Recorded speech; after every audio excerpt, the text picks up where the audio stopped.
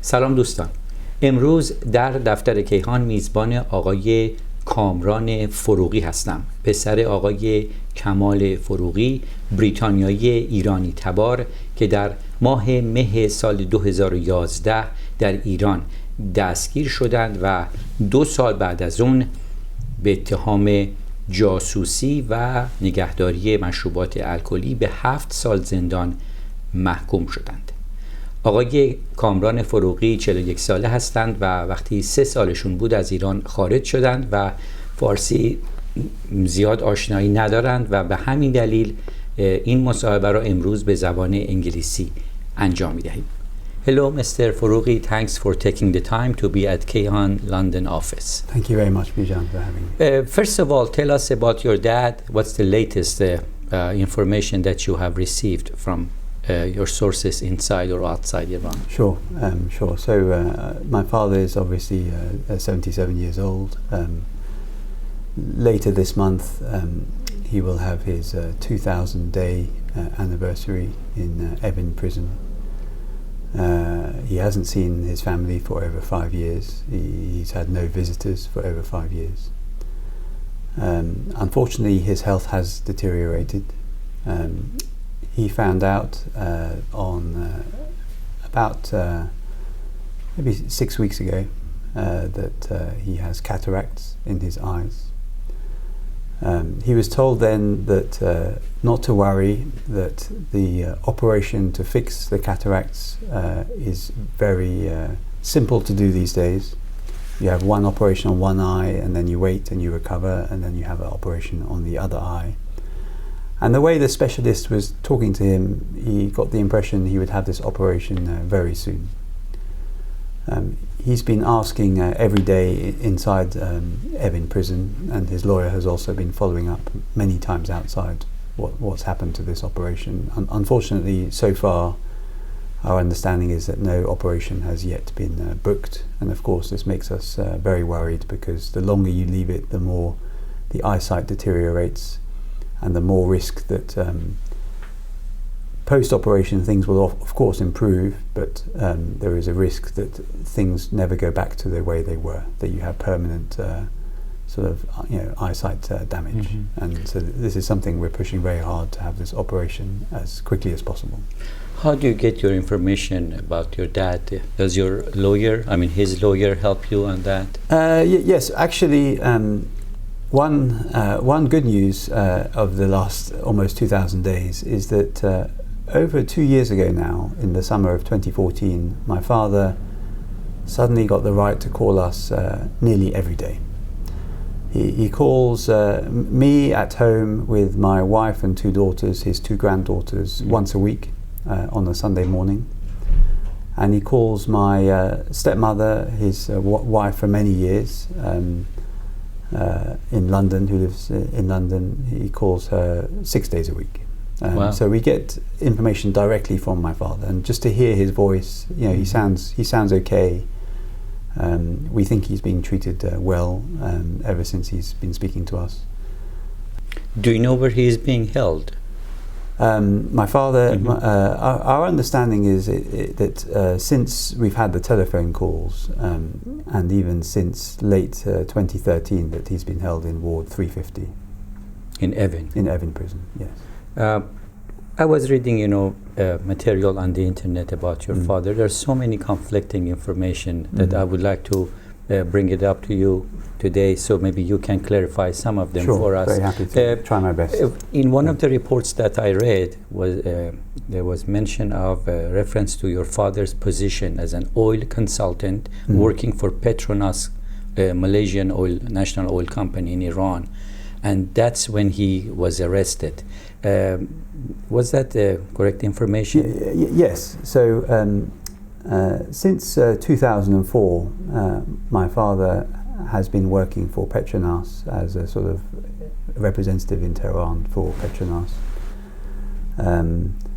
He has acted as, he has a civil engineering background, so he likes working on projects where, things get done, new development, things like this. Of course, he was working and I wasn't next to him, so this is my understanding. But it's been confirmed with him and Petronas that he was involved in meetings and in liaising between helping liaise between Malaysian experts and Iran experts to help improve the production of oil. This is not my area of expertise, so I appreciate that. And I know that that Petronas sort of helped us in the lobbying of Iran to ask what was going on when this happened to my father, and they were at the time in the country working with Iran, and as far as I'm aware they never got a sort of an explanation from the Iranian authorities as to what was happening, a bit like us. Uh-huh. So you haven't asked the Malaysian government to appeal on your behalf for your father's release? I've asked many governments, including the Malaysian government, to appeal on my behalf over the years. It's become I've become more and more proactive in my lobbying efforts. What I've found with many governments, including Malaysia, is that they acknowledge receipt of your request, but you never hear back. So I have no idea whether or not the Malaysian government has raised my father's case with Iran. Yeah. And I suspect there's a possibility I will never know. Kamran, I was reading also another report put out by the Iranian Television Authority last year, and in that they said that your father is a rare spy, quote unquote, Okay. and has been in contact with 35 embassies in Tehran. Okay. And one of his job was, his responsibility was to find people who might be able to work on behalf of the British oil interests in Iranian oil organizations like the Ministry of Oil or National Iranian Oil Company, trying to find ways for British people to get access to Iranian oil business and try to do things to smooth deals for Britain. Your reaction to this? Well, this is a very interesting story. I mean, I guess before I come to the detail, I should say that before this happened to my father, I had no foreign policy expertise, no history expertise, no diplomacy expertise, no legal expertise. I work as an actuary in the insurance sector. Of course, since this happened to my father, I've spent time trying to research and understand why the relations between Britain and Iran are difficult today. And I learned many things about historical British foreign policy and interference within Iran. If you go back to 1953, if you go back to the start of the revolution, if you go back to the Iran-Iraq war. And I think these historical actions by Britain are unfortunate, and I understand better the high degree of suspicion within Iran about what Britain is up to today, given what it was up to in the past. My personal view, based on just knowing the character of my father, and I have no evidence, and I think looking for real evidence is always important. My personal view is that my father has always been very, very proud to be an Iranian citizen. He has never spoke ill of his country. He has never, as far as I'm aware, been involved in politics. He's a civil engineer by background who happened for years to be working in the oil and gas sector where there was more work. So I find it hard to believe that he was deliberately doing anything to harm the national interests of Iran. I've never seen any evidence to suggest that possibility. Yeah, you said that he was not involved in any politics. As far as I'm aware, according yes. to the Iranian television report, he was a member of National Front. That was, an organization that was against the monarchy, and it was anti-Shah, connected to, Mossadegh people. So you are denying that part too? Well, of course, this was presumably before I was born. As far as I'm aware, that's not correct. You know, he was working as a civil engineer in Tehran for years before, for some part of the revolution and the early part of the war, and for years afterwards, without any problem at all and without any arrest like this ever happening before. After the revolution, he left Iran, right? Yes, this is an important point to make, because there may be some misunderstanding, for background, my father's first wife is my mother, and they met in Tehran, obviously before I was born, in the early 1970s, and got married there, and I was born in Tehran in 1975. I know, because I know them well, I know my mother well, that they always wanted to bring their children up in London and give them a British education, and this was very important. And my mother is British background. Yes. So we as a family left before the revolution to move to London, and we were brought up in London, my sister and I. My sister was born after the revolution. We were brought up in London. Having said that, my understanding is that in the first few years post the date of revolution, and bear in mind I was very young then, my father would, like he has since 1990, and I'll come back to that, my father would travel between the two countries and work for weeks in Tehran, like he did before, and then come back and spend weeks with us, and then work by fax and over the phone. So that's my best understanding and memory of what happened. Then in terms of, from a family perspective, later in the 1980s, unfortunately my parents divorced, and soon afterwards my father remarried my stepmother, who's British-Iranian dual national. And soon after that, because they both had many connections with Tehran and were very proud Iranian citizens, both started travelling together back to Tehran, and then, like he did before, travelling between Tehran and London many times. 20 years or more before his arrest, he was travelling between the two countries regularly, working more in Tehran, but also off, using internet and things, and seeing his family more in London. At one point, he decides to reside in Iran, to stay there and work for Petronas, right? Well, yes. He was effectively living between the two countries of both Iran and the UK since around 1990. Why do you think they arrested him? When you and your sister sit down and think about it, talk about it amongst yourselves, why do you think the Iranians have done such thing? That's a very good question. From an emotional perspective, we ask ourselves this question. And not only did I understand better the tensions between Iran and the UK, which are unfortunate and I hope do not continue forever, but also I understand that better now that whenever any country is going through internal tension, the number of arrests within the country often shoots up. And among those arrests, often many mistakes can be made. Now, I'm no expert, but it seems to me that this started happening more in Iran after the 2009 elections, and also after the Arab Spring. And unfortunately, my father was taken in very soon after the Arab Spring in February 2011. And then there were other observations as well about that time. Now, whether these have any bearing on my father's actual arrest, I have no idea, and I will never know. But for example, I know in December 2010, the then British ambassador to Iran on International Human Rights Day published an article that was very critical of Iran's human rights record.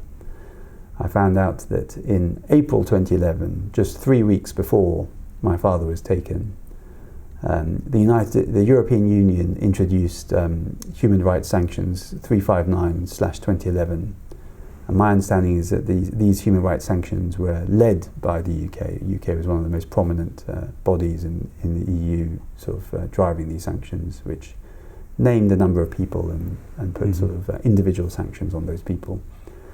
Now, it is possible that all this historical background is a coincidence and my father was arrested for other reasons. I don't know. It is also possible that this sort of environment affected the decision-making of individuals who are under a lot of stress and very tired and may have made mistakes. And I honestly don't know. What I do know is that the day he was taken, because my stepmother was there and two friends in their home, and bear in mind he was 71 at this stage, the day he was taken, 5 individuals came into their apartment and told him that he had to go with them, and did not show ID and did not say who they were, apart from the word intizami, and did not show an arrest warrant, and were asked to show an arrest warrant and were asked to explain the charges and did not reply to that request. And I know my father was taken and did not have access to a lawyer. And I know he was held in solitary confinement for a long time after that. And so I'm not aware that in that sort of environment of how someone can be arrested, that I'm not aware that there was any evidence or explanation underlying that decision to arrest him. You kept quiet about this matter for a few years. For a very long time. Yeah. Yes. Why was that, and when did you decide to break your silence? Yes. So we. This is a very good question. This is a very difficult decision for us to do about whether to stay quiet or go public, and I guess possibly partly because of my background. I don't like making decisions when I don't understand the environment I'm making decisions in. I don't understand where the other person is coming from, and I don't understand the underlying evidence. And this was very much felt like a English expression, a black box. There was just no information, no direct contact. Yes. Which made me personally feel extremely nervous about what I was dealing with. And then with some simple research on the internet, I could find cases that seemed totally different, but cases of other people whose families had gone public and they were still being held. And I could find cases of some people who had gone public and then their loved ones had died in custody. Of course, with very little data, it becomes very difficult to make a decision. Also, the advice from those closest, within Tehran, and also my stepmother when she came back to London later in 2011 was, to let the justice system run its course. We were all very confident at the time that this was a big mistake. You also have to bear in mind as far as I understand it, and for at least the first year he was being held, he wasn't being charged. He was just being told, you're being investigated. And then he was told he was being charged, but it wasn't clear to him or us what the charges were, but he was told, well, the trial will make things clear, and that will be very soon.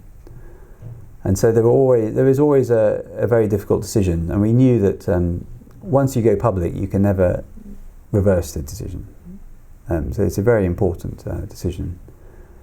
Of course, when we were told in 2013 that he was facing, at the time we were told he was facing a 7-year sentence for espionage and 1 year for alcohol in the home.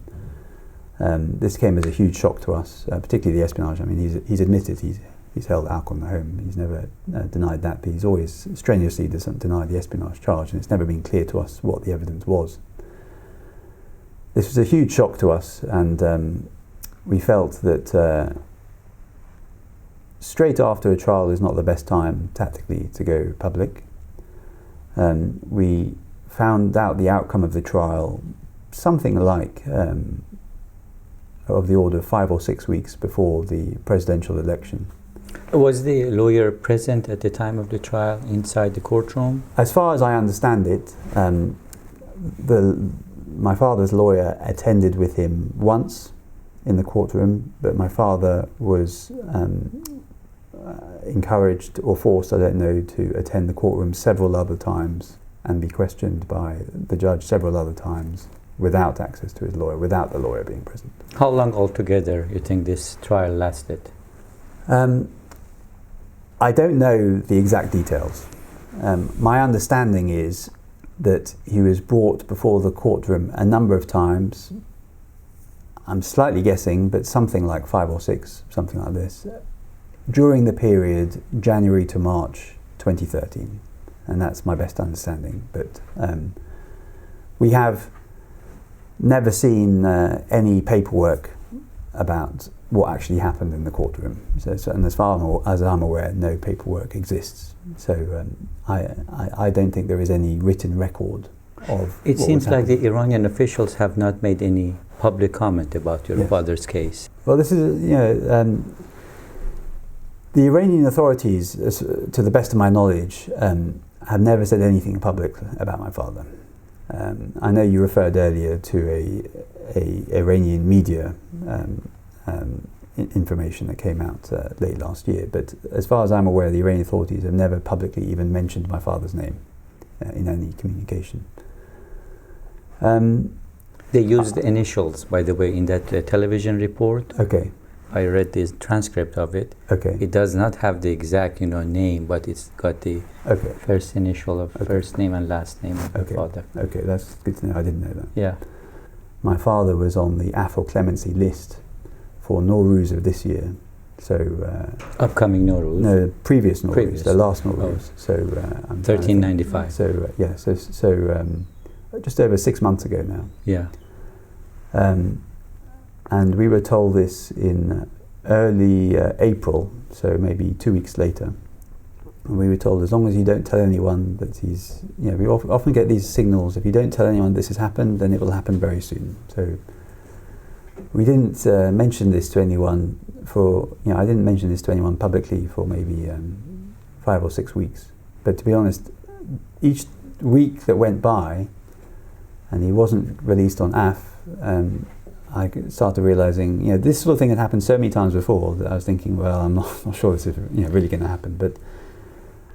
And then in late July, my father's lawyer, the last meeting he had face to face with him, I think July the 23rd, went to see him and told him again adamantly that my father's lawyer had been told by the prosecutor's office and the judiciary that my father would be released within 10 days. Mm-hmm. Which would have been something like August the 3rd. And that time I took the decision to publicise this information, partly because there had been so many false alarms that we kept quiet before. So that information did get out into the media. And then he wasn't released. And then we were told, well, partly because I told the media, that affected the outcome. Now, I find this hard to believe about whether I actually talk or don't talk to the media. Once it's in the public domain, I find it hard to believe that should have any bearing on whether he's released or not. Is there anything that you know you haven't told anyone that you might be willing to say today? Well, I can say today that since August the 3rd, every week my father has been told, you will be released next week. When was the last time you talked to your father? Well, today is a Tuesday, is that right? Yes. And normally I speak to my father every Sunday morning, and I had been doing that for virtually 2 years in a row. Unfortunately, this last Sunday morning, there was a problem at our end. So the last time I spoke to him was 9 days ago, but normally I would say it's every week. But we've had the phone fixed, so he will be calling us, hopefully. How long each conversation lasts, Comrade? About 3 or 4 minutes, usually. And they're very basic conversations. When we got to the right to have the phone calls back in over 2 years ago, it was made clear to us that it's best not to ask him detailed questions about the conditions, although he's never complained about them. It's best to keep the calls in Farsi, in Persian. and it's best to keep them simple. And do you think there is somebody standing next to him while they It's very hard to tell. He's not very alone hard to tell. in the room. But I'm sure, like all phone calls, I'm sure the calls are being listened to. But whether there is someone standing next to him, I don't know. There is some speculation that some of these dual nationals get arrested by Iran in order to exchange them for the Iranian convicts around the world. Has your lawyer told you anything about this matter? And do you speculate in your own mind maybe your dad is a pawn in a game that they want to exchange him with somebody? Yeah, so my father's lawyer has never referred to anything like this. He's only ever referred to the legal processes he follows to try and get my father released. We know that he has made more than 50 applications over the years for my father's release under one of the three grounds, Morakhasi, Adadi Mashru'in Naft. And as far as I'm aware, formally speaking, not one of the letters has ever been replied to, but informally he's sometimes invited into the offices of the prosecutor's office, judiciary, and have face-to-face meetings where they tell him news. And I think that's the way it should be. Of course, there has been speculation in the past with several countries that there were some sort of deals being discussed behind closed doors. I have never had any formal indication from either the Iranian diplomats I speak to or from the British authorities, British Foreign Office diplomats I speak to, that there is a deal being constructed. Sometimes there's what I call very subtle hints from the Iranian side that that there might be some discussions, but they don't go further than that, and it's never clear to me what that means, so it's probably best not to speculate. I was aware, it was in the public domain. If once you go through something like this, you start following the news very carefully. I was aware a long time before it happened about the US and the Iranian prison exchange that happened on I think it was January the 16th, implementation day. Yes. And in fact, I got a sense of it from the media much earlier than that. So I actually went to the British Foreign Office and said, I think this is happening, and I asked the British Foreign Office to contact the US equivalent to the Foreign Office, State Department, and to try and get, if there was a deal, to try and get my father as part of it. But I never heard anything back from them. Are you in contact with Iranian diplomats here in London? I am, yes. So in December 2014, again, almost 2 years ago, Dr. Larijani, the head of the Human Rights Council of Iran, sent a message to me via the Ministry of Foreign Affairs, via the UK Foreign Office. So it went from his office to the Ministry of Foreign Affairs to the Foreign Office when the British and Iranians spoke to me. And then it was saying, we are aware of your father's case, we understand the humanitarian concern, we're working very hard at it, and we want to meet with you to discuss your father's case. And of course I found the request for a meeting a bit strange because I didn't understand why they would want a meeting, and it wasn't clear what the agenda was. But I sent a message back to them saying, of course, this is a very good news and thank you very much for your message. So I sent this message back, but unfortunately I never heard back.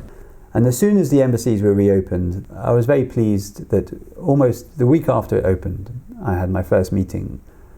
And we talked about my father's case, and he helped me also. He was very helpful and helped me draft a letter to the Iranian leaders, another letter, a new letter, asking for clemency, pointing out all the... and Miss May also, the British Prime Minister, also had a meeting with... Yes, so this is the third United Nations General Assembly. This is just a few weeks ago. So bear in mind that... the British government has raised my father's case with Iran, as far as I'm aware, at every opportunity since early 2014, including several times Prime Minister David Cameron. And in fact, Prime Minister David Cameron wrote a letter to President Rouhani on the 19th of October 2015, asking for my father's release, on clemency grounds. Bear in mind time served and all that. With no response from... My understanding is that letter was never replied to.